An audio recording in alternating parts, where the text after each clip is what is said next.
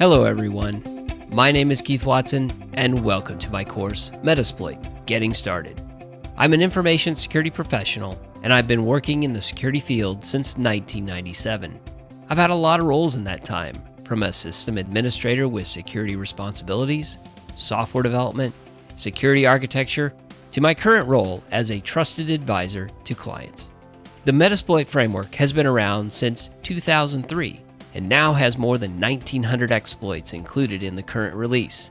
That is significant growth over time, and Metasploit's current capabilities are most impressive. In this course, we're going to explore penetration testing using the Metasploit Framework. Some of the major topics that we will cover include an introduction to penetration testing, the Metasploit Framework architecture, installation and configuration of the Metasploit Framework using Kali Linux, launching some simple attacks, and finally, managing operations and data. By the end of this course, you'll know the basics of Metasploit and will be able to configure and launch attacks.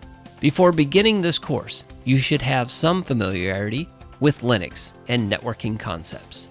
I hope you'll join me on this journey to learn penetration testing with the Metasploit Getting Started course here at Pluralsight.